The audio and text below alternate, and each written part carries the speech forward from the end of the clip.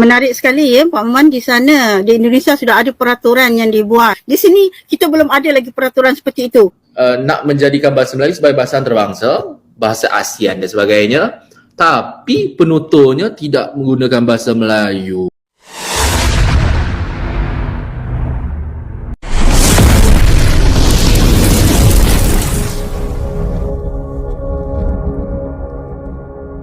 Nasihat sastrawan Indonesia kepada Malaysia dalam usaha memartabatkan bahasa Melayu. Memang tidak dapat dinafikan bahawa kebelakangan ini bahasa Melayu menjadi topik perbincangan dalam pelbagai forum.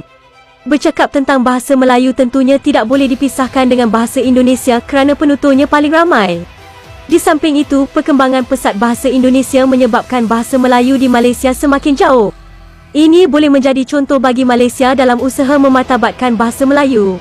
Dalam forum antarabangsa Evolusi Bahasa Melayu Karnival Puisi Nusantara, Bapak Maman S. Mahayana, seorang sastrawan Indonesia, memberikan pelbagai nasihat kepada Malaysia dalam usaha memartabatkan bahasa Melayu. Untuk di Indonesia itu kami merasa yakin bahwa selama Indonesia ada, selama itu pula bahasa Indonesia akan ada. Yang pertama, bahasa Indonesia berfungsi sebagai bahasa persatuan antar etnik ya. Dan yang kedua, ada perundang-undangan bahasa. Di dalam undang-undang bahasa itu, dan itu disetujui oleh parlemen ya, diputuskan oleh parlemen. Ya, dalam undang-undang bahasa ya, dinyatakan bahasa Indonesia sebagai bahasa negara yang dipelajari di semua peringkat sekolah, yang digunakan di semua kegiatan rasmi, bahkan juga istilah-istilah Inggris, istilah-istilah asing itu di-Indonesiakan. Nah, di dalam pidato kenegaraan, misalnya presiden, dia harusnya menggunakan bahasa Indonesia, tidak menggunakan bahasa Inggris, dan itu dinyatakan di dalam undang-undang. Nah, hal yang paling jelas sebetulnya itu pada zaman Presiden Soeharto. Presiden Soeharto di dalam forum apapun dia akan menggunakan bahasa Indonesia. Itu sebetulnya untuk menunjukkan bahwa kami sebagai bangsa punya bahasa. Dan inilah bahasanya. Nah, bagaimana sekarang kondisi di Semenanjung Melayu? Saya kira hal yang penting adalah kemauan politik. Maka parlemen harus menetapkan bahwa selain bahasa Melayu diajarkan di semua peringkat sekolah, juga di semua acara resmi kenegaraan atau kerajaan. Begitu juga di dalam hubungan bilateral. Pidato itu harusnya disampaikan dalam bahasa Melayu, meskipun ya, Perdana Menteri tentu saja pandai bahasa Inggris ya, tetapi dia harus menunjukkan kemelayuannya. Nah, begitu juga orang asing yang akan bekerja di Indonesia, dia harus lulus bahasa Indonesia. Jadi ada ujian ya, untuk mereka yang akan menjadi pekerja di Indonesia, mereka harus bisa bahasa Indonesia. Jadi seperti itu TOEFL ya, seperti TOEFL untuk bahasa Inggris.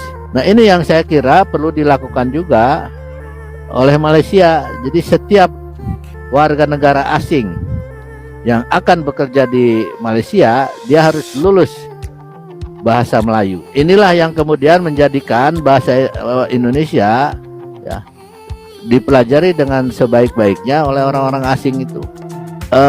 Jadi mereka mempelajari bahasa Indonesia dan bukan bahasa Melayu.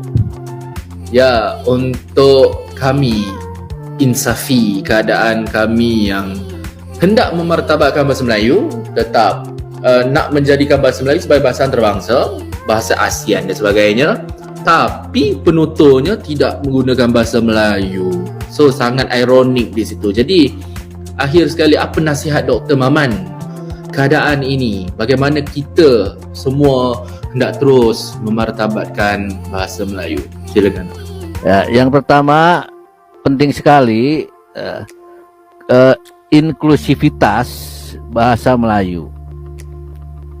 Penerimaan kosakata asing sebanyak-banyaknya untuk memperkaya bahasa Melayu. Bahasa Melayu cenderung hanya menerima bahasa Inggris, sehingga perkembangannya tidak begitu pesat dibandingkan dengan bahasa Indonesia. Ini pandangan sebagian dari masyarakat Indonesia, ya. Nah, oleh karena itu, kalangan ahli bahasa sendiri di Malaysia perlu juga membuka perspektif lain, yang membuka ruang yang lebih terbuka, yaitu memelayukan istilah-istilah dari berbagai bahasa di dunia, termasuk juga bahasa Indonesia. Nah, dengan begitu, ya, anak-anak muda yang menggunakan bahasa Inggris, ya, itu kemudian mereka akan menemukan juga istilah yang sama dalam bahasa Melayu. Nah, maka kebanggaan terhadap bahasa Melayu sebagai bahasa ibu tumbuh dengan bersamaan dengan keinginan untuk belajar bahasa asing. Nah, saya tidak tahu apakah ada undang-undang, bukan hanya menempatkan bahasa Melayu sebagai bahasa negara, tetapi implementasinya. Jadi kalau misalnya ada guru, ya, yang dia menyampaikan ceramah resmi dalam bahasa Inggris misalnya, dia boleh mendapat sanksi atau boleh mendapat hukuman. Kenapa? Karena dia tidak menghargai bahasanya sendiri. Nah, hal yang juga penting dikembangkan adalah bagaimana karya-karya sastra, karya-karya intelektual dalam bahasa Melayu yang dapat membanggakan masyarakat Melayu sendiri. Nah, sekarang ini saya kurang melihat, ya, bagaimana sastrawan muda di Malaysia, ya, menggunakan bahasa Melayu secara, ya, menulis novel dan kemudian yang menggunakan bahasa Melayu secara lebih kreatif. Itu berbeda misalnya dengan angkatan Asas 50. Samad Said, itu novelnya Hujan Pagi, itu kaya sekali bahasa Melayu, dan bagi kami di Indonesia tidak kesulitan memahami bahasa yang ada di dalam novel itu. Jadi hal yang juga penting dilakukan oleh teman-teman di Malaysia ini adalah salah satunya, ya, memperkenalkan hasanah sastra klasik, ya, dalam bentuk yang lebih sederhana. Mungkin cerita bergambar atau cerita untuk anak-anak, Hang Tuah misalnya, atau sejarah Melayu, ya, ditulis dalam bentuk komik, ditulis dalam bentuk cerita yang lebih sederhana untuk peringkat sekolah rendah dan seterusnya. Yang jauh lebih penting adalah kesadaran dari masyarakatnya sendiri. Nah, itulah sebabnya, ya, confident, ya, perasaan percaya diri